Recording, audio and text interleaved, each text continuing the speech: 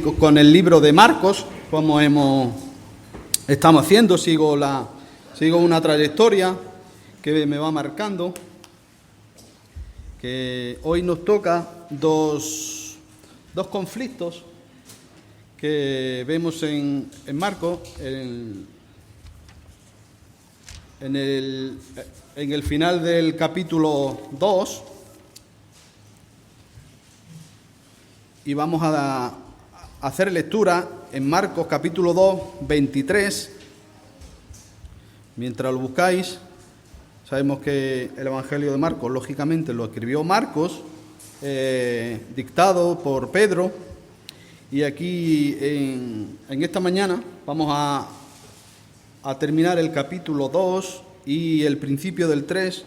Son dos narrativas que están relacionadas unas con otras, tienen el mismo conflicto con estos fariseos, y nos dice en Marcos capítulo 2, versículo 23. Dice: y aconteció que un día de reposo Jesús pasaba por los sembrados, y sus discípulos, mientras se abrían paso, comenzaron a arrancar espigas. Entonces los fariseos le decían: mira, porque hacen lo que no es lícito el día de reposo. Y les dijo: ¿nunca habéis leído lo que David hizo cuando tuvo necesidad y sintió hambre? Él y sus compañeros, como entró en la casa de Dios en tiempos de Abiatar y el sumo sacerdote, y comió los panes consagrados que no es lícito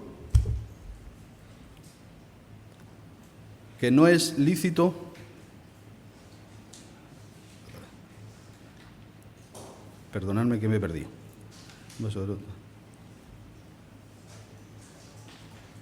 Continúa en el 25. Y le dijo: ¿nunca habéis oído lo que hizo David cuando tuvo necesidad y sintió hambre?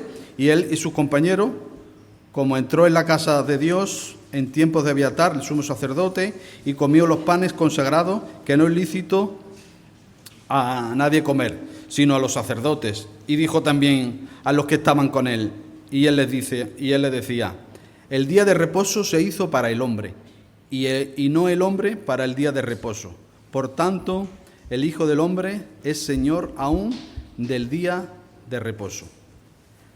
Ya hemos comentado que estas dos narrativas, el principio del versículo del capítulo 3, lo vamos a leer al final de comentar el capítulo 2. Pero antes quisiera poner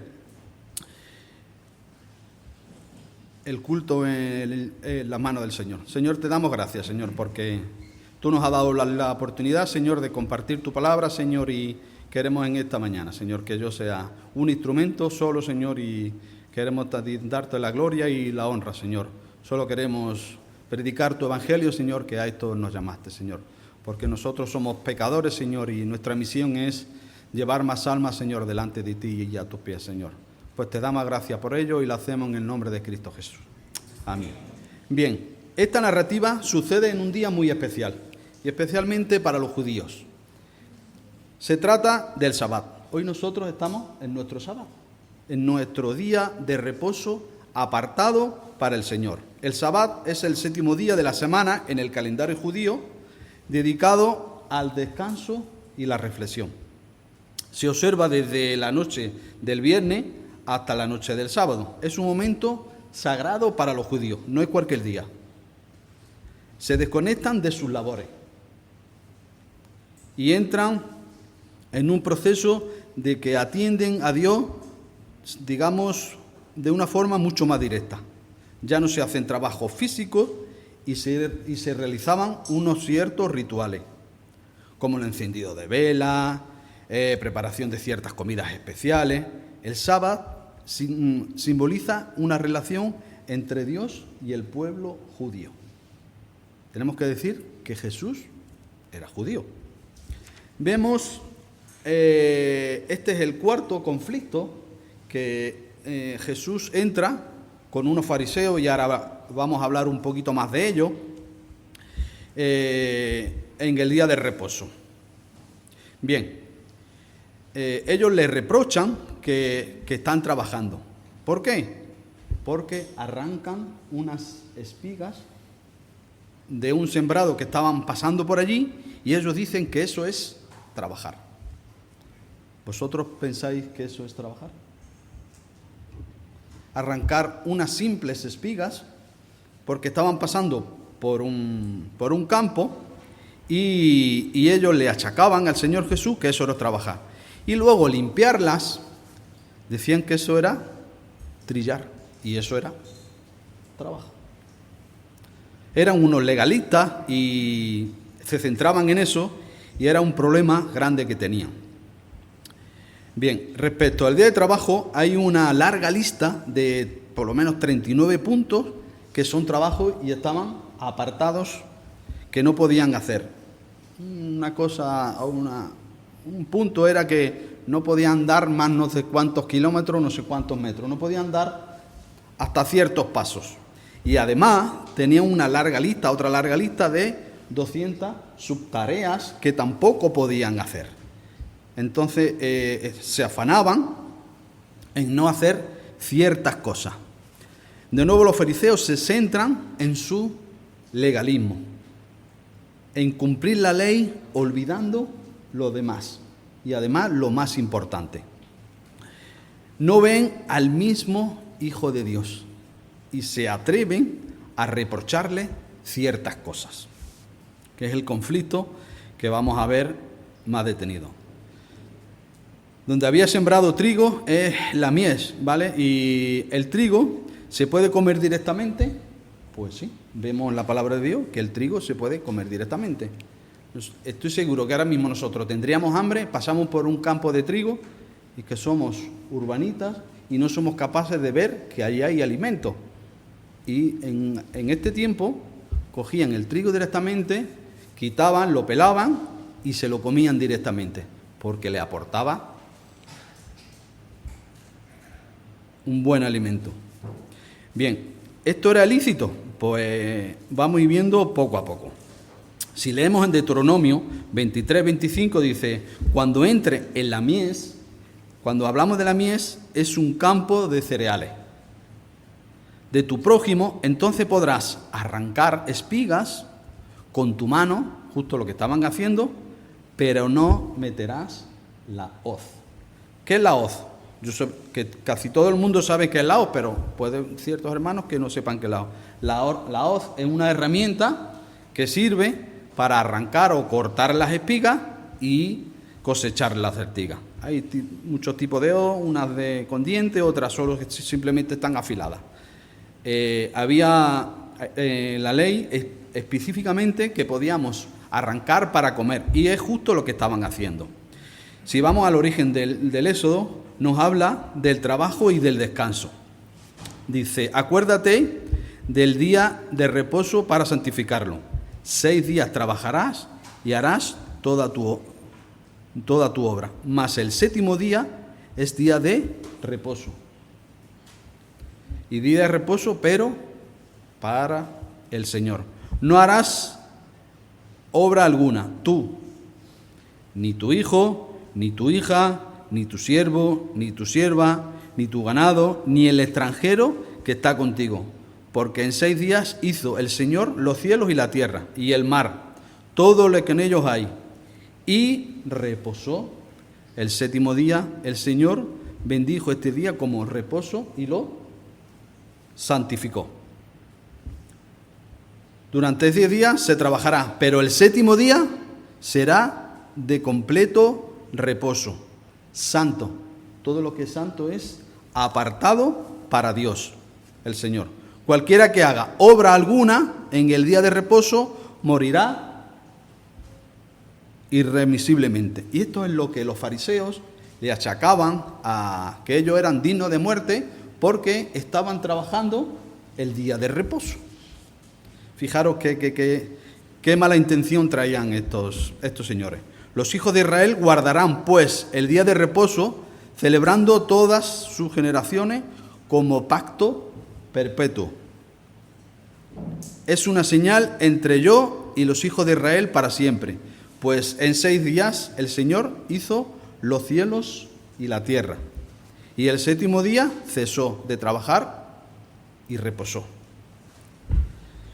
Sabemos que había diferentes grupos religiosos. Uno de estos eran los fariseos, que ya hemos hablado anteriormente de ellos. Era un grupo de los cuales eran muy estrictos, muy estrictos. Ellos guardaban celosamente lo que le habían inculcado. Es trabajar, coger unas pocas espigas y quitar la cáscara para comérsela. Han quebrantado los mandamientos los discípulos por hacer esto, y aún peor, delante de su maestro, de su rabino. Volvemos a ver la intención mala de estos fariseos, donde creen que han acorralado a Jesús. Ya lo hemos pillado. Ya lo hemos pillado este Jesús. Y denuncian estas prácticas donde ellos se dan por religiosos, con sus túnicas, con su aspecto. Quieren demostrar al público que ellos son muy santos y muy respetuosos. Jesús le podía haber argumentado. ¿De qué manera? Pero hombre, si son unas pocas espigas para comer, ¿qué trabajo es ese? Si yo tengo hambre y voy a la despensa, que tengo higos secos, tengo que bajar a por ellos, comerlos, y eso sería trabajo. Vemos que son cosas absurdas que no tienen mucho interés, y están divagando porque sus intenciones son otras. El Señor Jesús les pone un ejemplo del Antiguo Testamento. Fijaros, ellos defendían el Antiguo Testamento a capa y espada. Hay algunos que casi se lo sabían de memoria. Y pone el ejemplo del rey David. Ellos nunca achacarían nada al rey David, porque lo tenían, hablando vulgarmente, en los altares. Pero Jesús le da una contestación magistral, y de forma de hacerles ver que sus intenciones no eran buenas. Vemos en el texto a la que se hace mención, en 1 Samuel 21:6. Dice: entonces el sacerdote le dio pan consagrado, porque allí no había otro pan, sino el pan de la presencia, que había sido quitado de delante del Señor para colocar pan caliente en su lugar a ser retirado. Un pan reservado solo para los sacerdotes. Jesús le recuerda que en aquel caso, un caso que es excepcional, prima o tiene prioridad el caso en que tenían que comer, porque venían en unas condiciones que no eran normales. Saúl los estaba persiguiendo y los sacerdotes le tuvieron que dar ese pan. Es un pan diferente a lo que nosotros estamos acostumbrados. Eran como tortas de pan que ponían para la presencia de Dios, y a cada 7 días lo cambiaban. Pero hubo un caso excepcional donde los sacerdotes le dieron a David para que comieran, porque ellos tenían hambre, quizás no de horas, sino incluso de días, porque le venían persiguiendo y no tuvieron tiempo de tomar víveres. Los fariseos conocen bien las Escrituras y no iban a acusar a David de absolutamente nada, de ningún despropósito. Además de argumentar con el Antiguo Testamento, añade el sábado, que fue instituido para el hombre y no al revés. El hombre fue creado ¿en qué día? Sabemos que hizo la creación y luego creó en el día 6 el hombre, y después creó el sábado para que se pudiera descansar como un regalo y lo dedicara a Dios. Dios creó el sábado como un regalo, no para crearnos deberes ingratos, legislativos. El sábado es para nuestro descanso, día de no trabajar, reposo, descansar nuestra mente y nuestro cuerpo, y dedicarlo a Dios, a lo que hemos venido esta mañana. La última respuesta del versículo 20 es otra respuesta lapidaria donde Jesús les dice que es Dios y además lo demuestra, demostrándolo su señorío y autoridad. Y los fariseos lo ven porque lo hizo en medio de ellos. Veréis, el Señor Jesús es soberano de todo y también del día de reposo. Él sabe lo que tiene que hacer el día de reposo y lo que no. No tienen que venir los fariseos a decirle lo que debe y qué es lo que no debe de hacer. Él debe atender a las necesidades primeros humanas, que a eso vino a este mundo. El Señor Jesús es Hijo de Dios y vino a este mundo a perdonar nuestro pecado. Pasó por la cruz, murió para rescatarme a mí. Él derramó su sangre para redimirnos de pecados.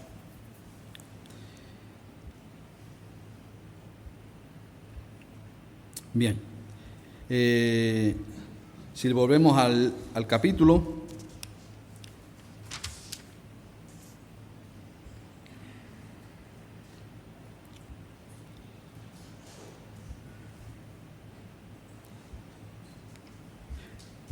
bien, vamos a leer el capítulo 3, los primeros versículos para la introducción dice Marcos 3, dice, y entró otra vez en la sinagoga, y estaba allí un hombre que tenía seca la mano, y lo observaban, por si lo sanaría en sábado, para que lo acusaran. Dice al hombre que tenía de la mano seca, ponte ahí en medio. Y le dice, ¿es lícito en sábado hacer bien o hacer mal? ¿Salvar una vida o matar? Pero ellos callaban, y mirándolos alrededor con enojo, profundamente entristecido por la dureza de sus corazones, dice al hombre, extiende tu mano. Y él la extendió, y quedó restablecida su mano. De inmediato salieron los fariseos y trataron con los herodianos un complot contra él para que lo mataran. Fijamos, otra vez vemos el quinto conflicto entre los fariseos y el Señor Jesús. Esta vez vemos un complot entre varios fariseos, unos llamados los herodianos y otros los fariseos que ya conocemos, y vemos que ellos no tenían buena intención para nuestro Señor Jesús. El 3.1 nos dice, otra vez entró Jesús en una sinagoga y había allí un hombre que tenía la mano seca. Es el quinto encuentro con Jesús contra los fariseos, los cuales confabulaban contra el maestro. Como era costumbre, Jesús iba a las sinagogas. ¿A qué? A enseñar. Posiblemente era la sinagoga de Capernaum, pero las escrituras no lo dicen. Nos cuenta Marcos que había un hombre con la mano seca. Tendría, pues, una atrofia muscular o una parálisis. No nos habla en detalle con este hombre, pero lo que resalta es realmente que su mano tiene una atrofia y la tenía seca. Cuando no se ejerce la musculatura, empieza a menguar el miembro. Y por eso pienso yo que le diría que tenía la mano seca. Nos dice el 3.2, dice, y le observaban para ver si lo sanaba el día de reposo. Para poder acusarle, tenían sus mentes, ellos sí que tenían sus mentes secas y paralizadas. Se obstinaban solo en cumplir los preceptos. Porque el sábado, el día de descanso, no se podía hacer milagro, porque también sería trabajar. En el versículo 6 vemos quiénes son estos, y luego vamos a hablar un poco de ellos. Se juntaron los fariseos con los herodianos. No lo dice las Escrituras, pero probablemente ellos mismos introdujeron a ese hombre en la sinagoga para poder pillar a Jesús en un renuncio. Y le dijo al hombre de la mano seca: levántate y ponte aquí en medio. ¿Era lícito sanar a un enfermo en el día de reposo? Su vida no corría peligro. No, se debía esperar que pasara el día de reposo. No era el caso, ¿verdad? Porque la vida de este enfermo no corría peligro. El Señor, que lee sus mentes, sabía que confabulaban contra Él. Ellos sabían que Él, el Señor, tenía poder para sanar al enfermo, pero sus mentes retorcidas no eran capaces de usar esto para glorificarle y reconocerlo como Hijo de Dios. Solo querían ver esto para acusarlo. Eran unos verdaderos ignorantes. Todo lo contrario, Él los amaba, pero ellos querían y retorcían las cosas para acusar a Dios. Él vino a dar vida por ti y por mí y por ellos. Sus corazones estaban llenos de envidia. ¿Por qué lo envidiaba? Porque Jesús captaba la atención y se sentían desplazados. Vemos un ejemplo de otro fariseo que realmente reconoció a Jesús como el Hijo de Dios. Es el ejemplo de Nicodemo. Era un rico fariseo y además maestro de Israel y miembro del Sanedrín. De él añade principalmente que era entre los judíos era importante. Este hecho hace que sea muy apreciado en el cristianismo, este Nicodemo. ¿Por qué? Porque reconoció que Jesús era Hijo de Dios. Reconoce que Jesús es el Mesías. Y esto para un judío no es fácil. Si vamos a Israel, hoy en día siguen esperando al Mesías. En Nicodemo vemos que él sí reconoció a Jesús que venía de Dios. Fijaros, lo podemos ver en Juan 3:2. Habla Nicodemo, le dice: Rabí, sabemos que has venido de Dios como maestro. Fijaros que era la rabí, era maestro, pero Jesús es el maestro de maestros, es el rey de reyes y él tiene el poder del universo. Y él sí reconoció que esto venía de Dios, y si no venía de Dios, él mismo reconoce que no podría hacer tales cosas. El legalismo de ellos no lo deja ver al mismo Hijo de Dios. No les importaba, prestaban más atención al legalismo humano que a las enseñanzas del mismo maestro de maestros. No dice el 3:4, dice: entonces le dijo: ¿es lícito el día de reposo hacer el bien o el mal? ¿Salvar una vida o matarla? Pero ellos sabían lo que hacían. Guardaban silencio. Los fariseos habían confabulado contra el Señor Jesús. Les da una tremenda lección. Fijaros, podía haber hecho el milagro de una forma discreta, en otro momento, pero lo hizo, ¿cómo? Delante de ellos. En otras ocasiones, al Señor Jesús, en su arresto, se le pidió que hiciera milagros y Él no quiso. Él hace los milagros cuando Él quiere y ve oportuno, no que se lo pidan. Él puso a ese enfermo en medio de ellos. Y es una sanación un tanto especial. Fijaros, hay otras sanaciones que los enfermos van a Él y además demuestran fe. Este no. Lo cogió y lo puso allí. Es una sanación un tanto especial para demostrar que Jesús era el Hijo de Dios. Este enfermo no demostró fe. En la Escritura no lo pone, pero lo puso en medio de ellos y hizo el milagro. No se escondió. Y él demostró realmente que era Hijo de Dios. Y ellos vieron y sabían que tenían poder para hacerlo, el Señor Jesús, para hacer ese milagro, pero sus mentes estaban atrofiadas. Y ahora el Señor Jesús plantea dos preguntas.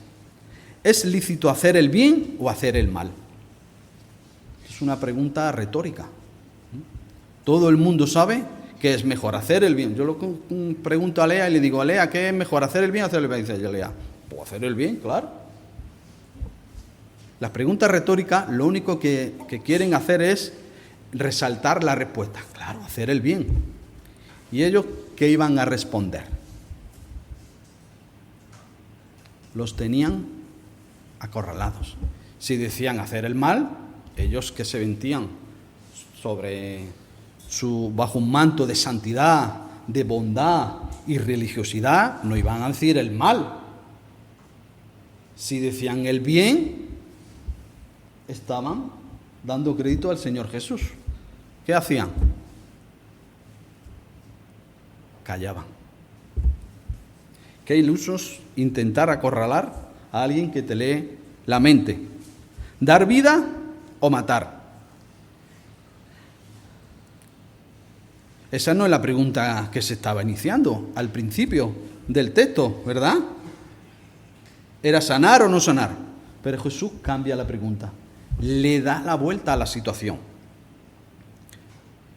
Y aquí no estamos hablando de este enfermo que la vida suya estuviera en riesgo.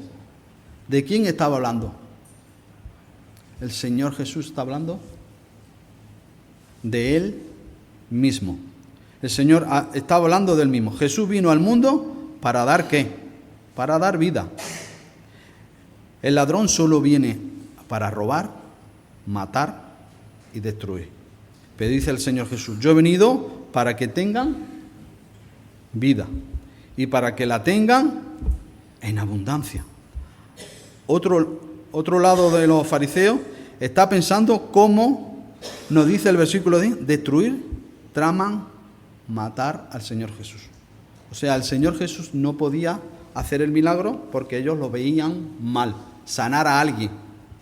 Pero ellos sí podían confabular, juntarse e intentar matar al Señor Jesús. Los acusadores se convierten en acusados. Totalmente desconcertados. No dice el 3:5, dice, y mirándolos en torno con enojo. Aquí está hablando del Señor Jesús. ¿El Señor Jesús se enoja? Pues sí. Al menos vemos 3 veces que el Señor Jesús se enoja. Le dura poco. Y luego se entristece por la dureza de sus corazones. Le dice, extiende tu mano. Y la extendió. Y su mano quedó sana.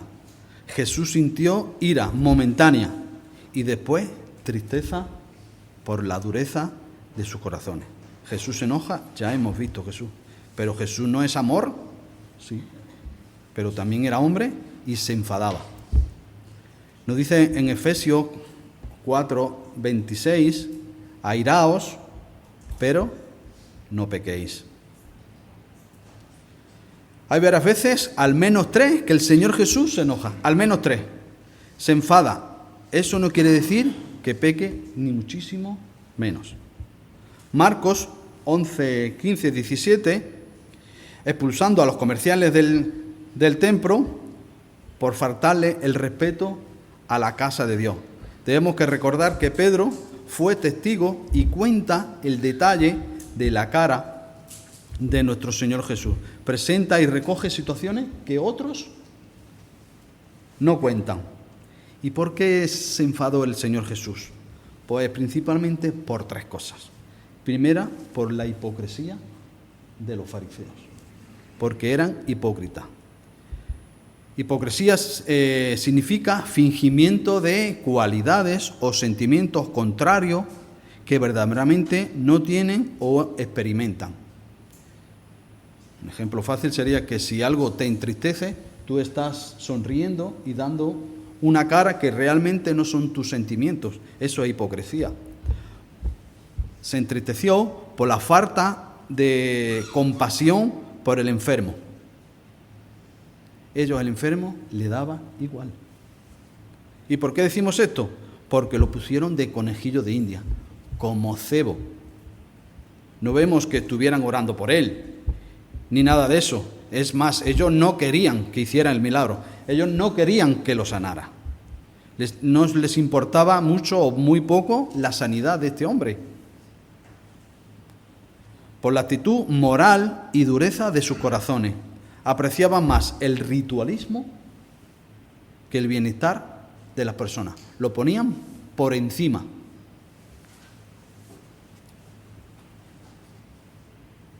Le pide que tienda su mano. Lucas especifica que era su mano derecha. Y en algunos manuscritos nos dice que la restauró igual que la otra. En el 3:6 dice, por cuanto los fariseos salieron, enseguida comenzaron a tramar con los herodianos en contra de Jesús. ¿Para qué? Para destruirlo, para matarlo. Los herodianos eran simpatizantes, como su nombre indica, de Herodes. Herodes Antipa, el de Galilea. Eran los más mundanos. Dentro de los fariseos eran los más mundanos y además eran afines a Roma. Y los fariseos, los más estrictos, pensaban en el pluralismo y el paganismo de los romanos, que estaban destruyendo ¿qué? Su sociedad, sus valores, defendían el regreso de los valores suyos, porque sabemos que Roma invadió Israel y ellos querían volver a sus valores morales, tradicionales. Son dos grupos totalmente diferentes, uno los más estrictos y otro los más paganos. ¿Y qué hicieron? Se unieron. ¿Para qué? Para confabular contra Jesús. Jesús ha desafiado a estos y lo han ridiculizado, haciendo callar a ellos mismos. El orgullo les podía. No se alegran por el enfermo, no vemos ningún acto de alegría por el enfermo. Estos fariseos están hartos de este Jesús y lo quieren quitar del medio. Nos dice en Marcos 5:7, 6 le dijo, bien, profetizó Isaías de vosotros, hipócritas, como está escrito, este pueblo con labios me honra, pero su corazón está lejos de mí.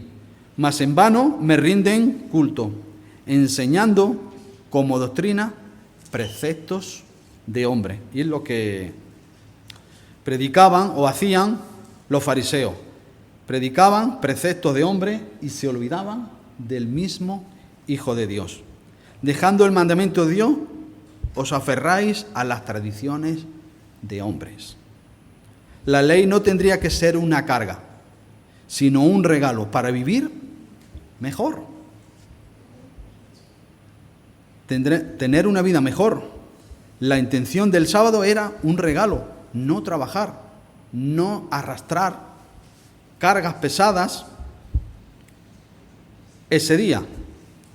Leía en un libro que me dejó un hermano, que después de una predicación de un obrero que habló del amor al prójimo, pues sabemos que el amor al prójimo es uno de los pilares fundamentales del cristianismo, y hablaba del amor al prójimo.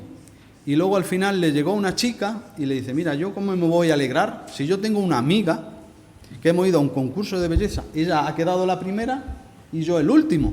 ¿Cómo me voy a alegrar de ella?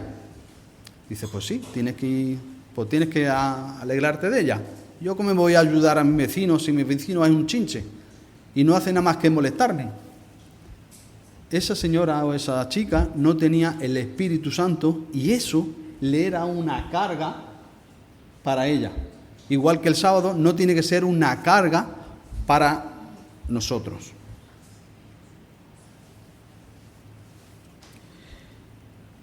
Isaías 58, 13, 14 dice, la palabra hebrea, Sabbat, día de reposo, gran descanso o paz profunda para nosotros. Eso solo lo da Dios. Llevamos una carga que el reposo solo da Dios. Es sinónimo de shalom. Los judíos se saludan diciendo Shalom, paz a vosotros. Jesús dijo, yo soy el Señor del Sabá. Él es la fuente del gran reposo, no hay otro reposo. Nosotros somos peregrinos y caminamos al gran reposo. ¿Jesús a qué vino a este mundo? Pues a salvar a los pecadores. ¿Cómo? Muriendo en la cruz y derramando su sangre y entregando su cuerpo. Y si no lo hago, ¿qué ocurre? Pues que vas al infierno. Hemos hablado de una eternidad y una salvación eterna. Es muy fácil. Primer paso. Tengo que creer que Jesús es el Hijo de Dios. Punto número 1. Y reconocer que soy pecador. Y crees en el Señor Jesús como mi único y suficiente Salvador. Y ya está. Y ya está. Sí, claro, pero tienes que comprometerte y realmente vivir como Él nos dice en su palabra. No podemos hacer eso y olvidarnos. Eso sería demasiado fácil. El reposo de un día de la semana es tan solo un anticipo del gran reposo. Yo me he gozado y he disfrutado del culto libre que hemos tenido porque hemos glorificado a Dios por medio de nuestros cantos, por medio de nuestros himnos, por las oraciones y tomando y participando del pan y el vino. Yo he podido disfrutar muchísimo. El reposo tiene que ser un día especial apartado para Dios, no una carga para nosotros. El mismo Dios trabajó y además descansó, no porque estuviera cansado, sino más bien como una mirada hacia atrás, mirando lo que había hecho. Y no quiero cansaros, vamos a tomar la conclusión y ir terminando. ¿Cómo puedo glorificar a Dios un domingo? Pues viniendo a la iglesia, compartiendo con los hermanos y disfrutando de su día especial, porque el domingo es un día especial para dedicarlo a Dios. Tenemos un día de reposo para descansar y desconectar de la vida diaria.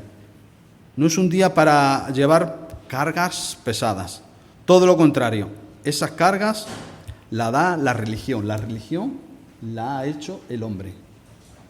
Ninguna religión salva, ninguna. Solo el Señor Jesús. Nosotros no practicamos una religión, practicamos una relación entre Dios y nosotros. El mismo Dios no encontró otra forma de limpiarnos del pecado, solo mandando a su Hijo Jesús a morir en la cruz. Jesús da descanso, el más importante de la vida, el más, y además te da salud de las personas y está por encima de los preceptos y de las leyes humanas y siempre prioriza en la salud de sus hijos. Vino a presentar un evangelio y no a que lleváramos pesadas cargas. Y los fariseos querían quitarlo del medio, pero Él no lo va a permitir hasta que se cumpliera las Escrituras y llegara su hora, donde Él permitió que muchos fariseos y judíos lo crucificaran en la cruz. Pero cuando hubo llegado la hora, no antes. Pues que el Señor bendiga su palabra y nos vamos a despedir en una oración.